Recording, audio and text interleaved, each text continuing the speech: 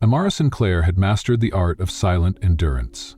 As the daughter of a prominent Massachusetts senator, her life was curated like a gallery exhibit, refined, measured, and always under scrutiny. Every hair in place, every word rehearsed, every emotion tucked neatly behind practiced smiles. But behind the grace and camera-ready charm was a woman who lived for the quiet stroke of a brush against canvas. When the world demanded perfection, Amara craved expression. In the solitude of her studio, she spilled her truth in shades of indigo and crimson. Unspoken grief, unclaimed dreams, the ache of never truly belonging to herself. Julian Vance was cut from colder stone, a financial titan with a mind sharp as glass and a heart buried beneath steel. At 35, he commanded boardrooms with a single glance. Wall Street worshipped his instinct. The media feared his silence. Known as the Stone King, Julian had no time for tenderness, no tolerance for vulnerability. To him, feelings were a weakness, a liability he'd never afford.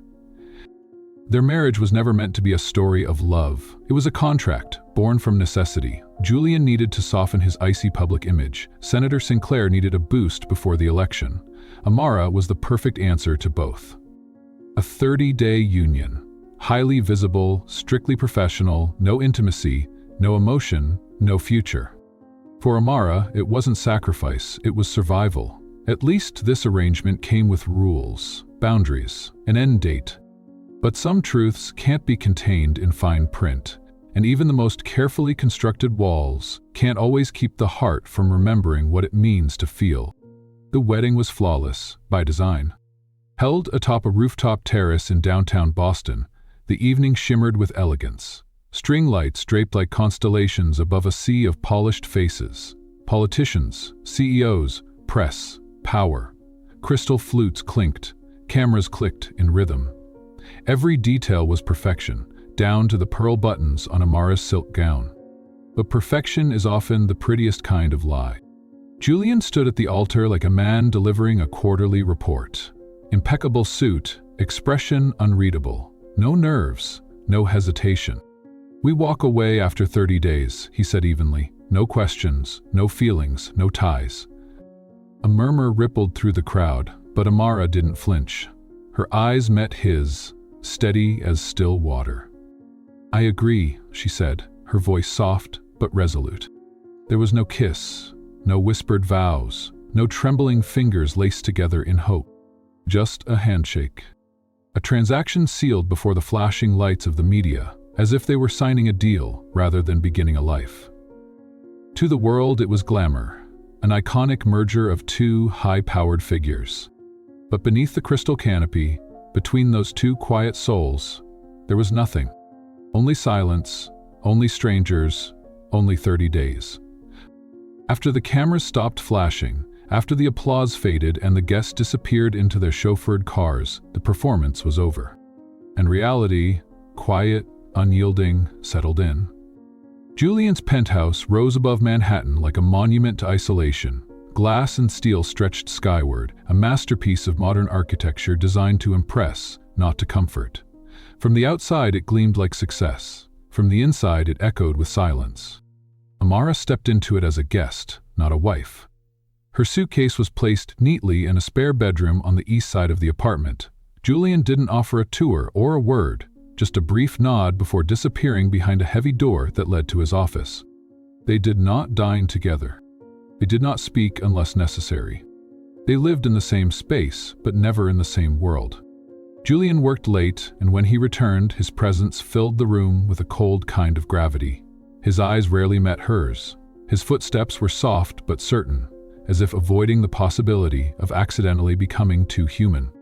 For Amara, this life wasn't unfamiliar. She had grown up behind glass too. Glass smiles, glass expectations, a glass image of who she was meant to be. But Julian's version of silence was deeper, more final. As if he'd built walls not just to keep people out, but to keep himself from feeling anything at all.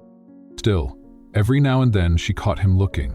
Not with curiosity, not even with desire, but with something quiet. Something almost law. Then he'd blink, and it would vanish. And Amara would return to her canvas, to her brushes, to the only place she'd ever felt seen. After all, they had made a promise. 30 days, no questions, no feelings. But even in a glass tower, hearts begin to stir when no one is watching. Nights in the glass tower were always still, too still. Julian stayed late at the office more often than not, and even when he came home, he moved through the space like a ghost in tailored suits. Amara never asked where he'd been, he never asked if she'd eaten. Their silence had settled into routine, comfortable in its detachment. But that night, something inside her itched, a restlessness she couldn't quiet. The air was thick with unspoken things. She slipped out of bed, wrapped herself in a champagne-colored robe, and padded quietly through the penthouse. The city lights spilled across the marble like melted gold. Her studio, once a spare bedroom, now scattered with canvases and open tubes of paint, felt like the only place that still knew who she was. She didn't turn on the lights, just opened the windows and let the moon pour in. Jazz drifted from her speaker, low and smoky. She picked up a brush. Her hand moved slowly at first, then faster, with purpose. Her hips swayed, bare feet sliding across the floor, as if the paint itself was pulling her forward. She was no longer Julian's bride, no longer the senator's daughter. She was just a woman, bleeding color onto canvas because it was the only language her soul understood. She didn't know Julian had returned. He stood in the shadowed hallway, silent, unmoving, his eyes locked on her. No calculation, no coldness, just awe, confusion, maybe even longing. She moved like she didn't know anyone was watching, and for the first time, he didn't look away. Something cracked in him then, not loudly, not violently, but real. He stepped forward without meaning to. His voice, when it came, was low and rough. "Don't look at me like that." She turned slowly. "Like what?" He swallowed. "Like you see me." She didn't answer, but she didn't look away. And in the hush between them, the contract began to lose its grip, one quiet heartbeat at a time. 2 weeks passed after that night. They didn't talk about it, not the painting, not the way his voice trembled, not the way her eyes had held his. But something shifted, subtle, like the first crack in winter ice. Julian came home earlier. His eyes found her more often. The silence between them changed. It wasn't cold anymore. It was waiting. Their trip to Lake Como was meant to be business, a board meeting, a charity gala, nothing more. But somewhere between the hotel booking and the arrival, someone, or perhaps fate, made a mistake. They were placed in the same suite. Amara stepped out of the bathroom, wrapped in a silk robe, her skin still dewy from the shower, her blonde hair damp against her shoulders. She froze when she saw him by the window, shirt unbuttoned, sleeves rolled up, tie discarded. He turned at the sound. His gaze landed on her and held. Neither of them moved. "Julian," she said, almost like a warning. He didn't answer, just stared, his throat working to swallow words that wouldn't come. "You don't have to look at me like that," she whispered. "Like what?" "Like you want to touch me, but you're terrified of what it might do to you." His jaw clenched. "I don't know how to do this," he admitted, voice low and raw. "I was raised in silence, discipline, winning. My mother left when I was 9, just disappeared. My father didn't flinch, just buried it and told me to do the same. Love wasn't real, not in our world. It was weakness." Amara stood still, her heart cracking open for the little boy still trapped behind those walls. "But then you," Julian continued, "you walk into a room and God, I feel everything I've tried to forget." She stepped toward him, slowly, reached up, laid her hand gently on his face. "Then feel it," she whispered. "You're not broken, you're just scared, so am I." He closed his eyes, his forehead leaning into hers. His breath hitched, and without another word he kissed her. Not like a man fulfilling a desire, but like someone trying to remember what it meant to be alive. It had been 29 days. The contract was nearing its end, but Amara hadn't thought about deadlines in over a week. Not since the villa, not since Julian had kissed her like he was terrified and held her like he didn't want to let go. They hadn't defined what they were now. But in the silence, in the way his hand sometimes brushed hers across the couch, It had started to feel like something real. Julian hadn't said the words yet, but his presence was changing, softer, slower, as if he was relearning how to be close. And maybe that's why it hurt more. When she found the folder. It was late afternoon. Julian had stepped out for a meeting, and Amara went looking for a missing palette knife in his office. One she'd lent him to open mail weeks ago. The drawer wasn't locked. The folder wasn't hidden. But the contents? They hit harder than any lie could. Clause 14. Post-term disengagement strategy. Sever all public ties with the Sinclair family. No continued association. Reason? Perceived loss of political value. She froze. Every word bled ice into her chest. Her father had made the deal with Julian for political gain. She had been the bridge, the offering. She knew that. But to see herself, her family, dismissed so casually, like expired currency, after everything? After letting Julian see her? After letting him touch her? Behind her, the door opened. Julian stopped cold, saw the folder in her hands, the look on her face. Amara, wait. She didn't move.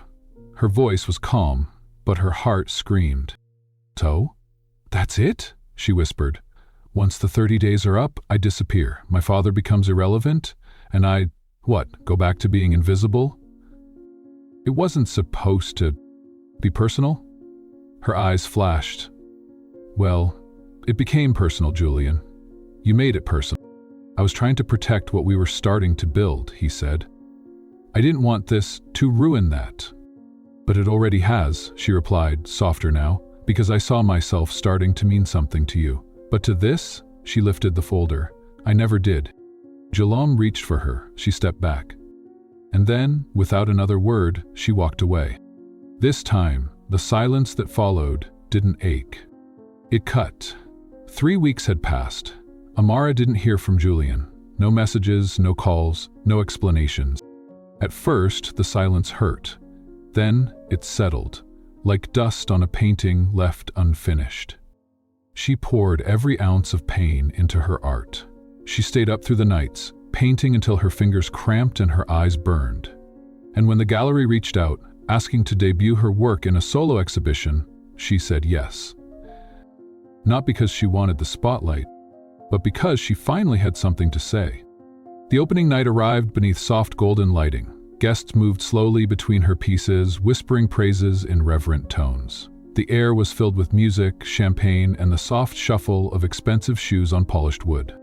But Amara stood still, smiling politely, nodding, feeling nothing, because the one person she wanted to share this with wasn't there. And maybe, deep down, she thought he never would be, until he was. The crowd shifted, as if the room itself recognized him. Julian walked in, dressed in black, eyes fixed only on her. His presence didn't demand attention, it commanded it. Conversations fell away, glasses paused mid-air. He crossed the gallery in silence, stopped in front of her, and slowly he dropped to one knee. Gasps rippled like wind through wheat. From his jacket pocket, he pulled a velvet box, opened it. Inside, an elegant diamond, simple but breathtaking. I once promised you nothing, Julian said, voice rough. No love, no touch, just 30 days. He looked up, his gaze trembling. And you gave me everything. You gave me color in a world I only saw in black and white. You gave me peace in places I didn't even know were broken. The room disappeared. It was just them. I'm not asking you to come back for a contract, he said. I'm asking you to choose me. No timelines, no terms. Just us. Amara stared at him, lips parted, breath shallow. Tears welled, but didn't fall. I love you, Amara, and if you'll let me, I'll love you for the rest of my life. She didn't speak. Instead, she knelt in front of him, took his hand, and in front of the world that once watched their performance, she gave them something real. Yes, she whispered. This time not for politics, not for cameras, not for 30 days, but for forever. When Amara whispered yes, in the center of her gallery, the world seemed to exhale with her. But love, real love, doesn't live in spotlights. It begins in the quiet. So once the applause faded, once the last guest left and the lights dimmed, it was no longer about the grand gesture, it was about what came next. They didn't rush. There were no headlines the morning after, no public statements, no dramatic returns to the penthouse they once shared in silence. Instead, Julian took her hand and asked quietly, "Can we start somewhere else? Somewhere honest?" And so they did. They left the city behind, trading glass towers and marble floors for a quiet coastal town where no one cared about last names. A small white house with cracked shutters and creaky floorboards became their beginning, not their escape, but their return. To something real. Julian still checked his phone too often. Amara still painted through the night.